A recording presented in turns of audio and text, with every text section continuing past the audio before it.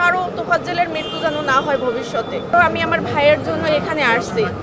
আমি চাই যে ওর মতো এরকমের নির্মম মৃত্যু কারো যেন না হয়। এটা মানুষকে 4টা ঘন্টা সাপের মতো পিটাই মারা, এটা মানুষের কোনো মানুষ করতে পারে না। কঠিন থেকে কঠিনতম শাস্তি হোক। আমরা টোটাল 15 জনকে আসামি করেছি। বিশ্ববিদ্যালয় প্রশাসন কোনোভাবে এই হত্যাকাণ্ডের দায় এড়াতে পারে না। এখানে সংখ্যা থেকেই যায় যে যেহেতু 6 জন গ্রেপ্তার হয়েছে, ওর যেখানে সবাই মিলে মারছে সেখানে 15 থেকে 20 জন আসামি ছিল।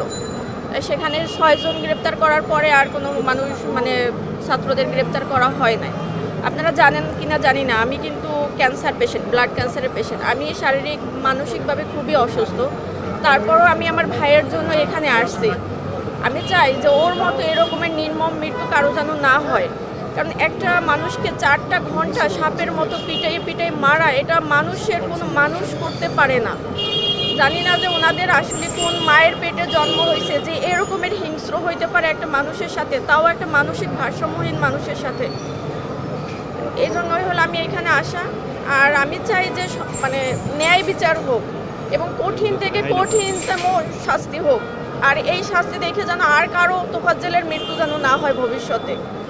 আর নিরপরাধ মানুষ যেন কেউ ফাঁসে না, আবার অপরাধী যেন কেউ মুক্তি পায় না, যার রেহাই যেন না পায়, এটাই আমার চাওয়া। ইলাস্টোমের ইমার্শন থাকায় দেয়াল থাকে ড্যাম্প প্রুফ, ফাঙ্গাল মুক্ত।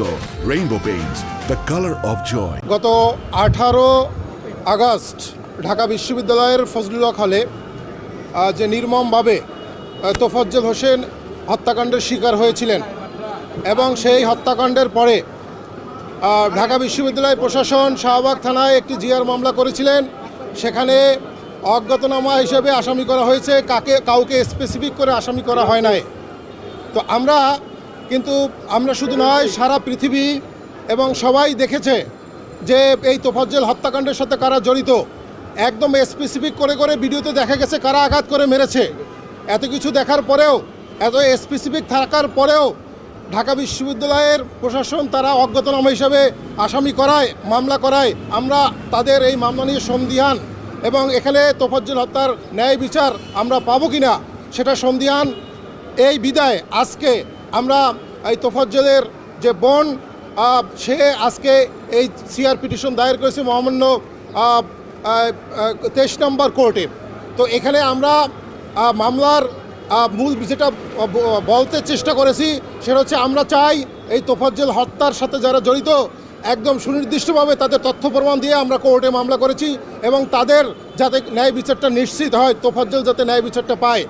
কোর্ট আমাদের মামলায় সন্তুষ্ট হয়ে আদেশ প্রদান করেন যে যেহেতু তার আইনগতভাবে সে যেটা করতে পারে আমাদের সিআরপিসির 205 ডি অনুযায়ী, সে বলেছে আমি মামলা আমলে নিলাম এবং যেহেতু এর আগে একটা জিআর মামলা হয়েছে, সো আমি জিআর মামলার যে রিপোর্টটাকে আমি কল ফর করলাম, ওটাকে আমি চাইলাম।